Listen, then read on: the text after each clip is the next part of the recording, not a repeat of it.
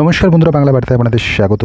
যোগীর কড়া দোষ পড়ল একজন ব্যক্তির ওপর এবং সেই ব্যক্তি যোগী আদিত্যনাথকে সরাসরি সোশ্যাল মিডিয়ায় একটা পোস্টের মাধ্যমে তাকে খুনের হুমকি পর্যন্ত দিচ্ছে। তারপর সাম্প্রতিককালে বাংলাদেশ ভারতের যে ইস্যুটা রয়েছে, যে বাংলাদেশে সংখ্যালঘু নির্যাতন ঘটছে, ভারত তার প্রতিবাদ জানাচ্ছে সেই ঘটনার প্রসঙ্গে।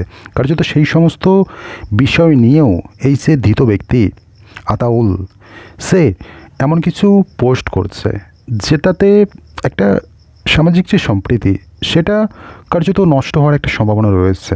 পুলিশের পক্ষ থেকে এরকম একটা অভিযোগ আনা হয়েছে। সাথে এই যে একজন মুখ্যমন্ত্রীকে মানে সরাসরি খুনের হুমকি দিচ্ছে এই ব্যক্তি, তারপরেই এই পোস্ট যখন উত্তরপ্রদেশ পুলিশের নজরে আসে, সেখানে 9টা সেক্টর 39 থানায় এই ব্যক্তির বিরুদ্ধে, এই আতাউলের বিরুদ্ধে এফআইআর দায়ের করা হয়। তারপরেই মালদায় আসে উত্তরপ্রদেশ পুলিশ এবং টাওয়ার লোকেশন ট্র্যাক করে উত্তরপ্রদেশ পুলিশ মালদায় এসে এই আতাউলকে গ্রেপ্তার করে।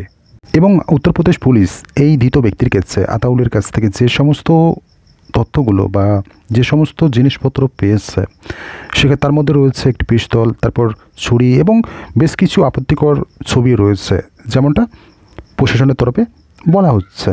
এবং সব থেকে বড় বিষয়, এই যে ব্যক্তি যোগী আদিত্যনাথকে হুমকি দিচ্ছে, এই ব্যক্তি বেশ কয়েক বছর আগেই বাংলাদেশ থেকে এই ভারতে এসেছে এবং তারপর এই সমস্ত কাজ করছে। তবে তদন্তে নেমে পুলিশ যেটা জানতে পেরেছে যে এই যে আতাউল, এই ব্যক্তি একজন আততায়ী এবং সে মালদাতে গা ঢাকা দিয়ে এসেছিল, সেখান থেকে এরকম একটা পোস্ট, এবং সে পোস্টের নিশানায় একজন মুখ্যমন্ত্রী এবং সবথেকে বড় কথা হলো যোগী আদিত্যনাথকে হুমকি দিচ্ছেন। তারপরেই কার্যত বুলডোজার চলে গেল সেই পোস্টের ওপর, যে পোস্টটা বানিয়ে মানে ভিডিও বানিয়ে সোশ্যাল মিডিয়ায় সম্প্রীতি নষ্টর একটা চেষ্টা চালিয়ে যাচ্ছে, আর তারপর একজন মুখ্যমন্ত্রীকে হুমকি দিচ্ছে।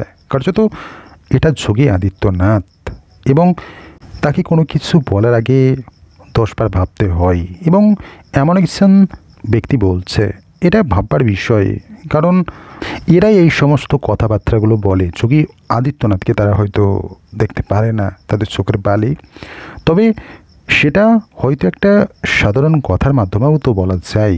এবং সবথেকে বড় বিষয়, আমরা জানি বাংলাদেশে যে সমস্ত ঘটনাগুলো ঘটছে, সেটা কিন্তু ভারতের মধ্যে সবাই যে হিন্দু নির্যাতন নিয়ে সরব হচ্ছে বা এই ঘটনাকে সত্য বলে মনে করছে তেমনটা না। এমন কিছু ব্যক্তি রয়েছে, হাতে গুনলে পাওয়া যায়।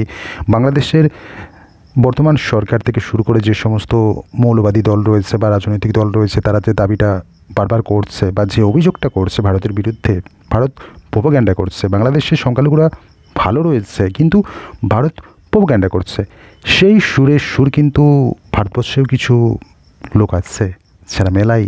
তবে সেটা পরের কথা, একটা দেশের মধ্যে ভালো মন্দ মিশেই থাকে, সেটা বড় কথা নয়। তো 2-1 জন বিরোধিতা করে, এটা কোনো ব্যাপার না।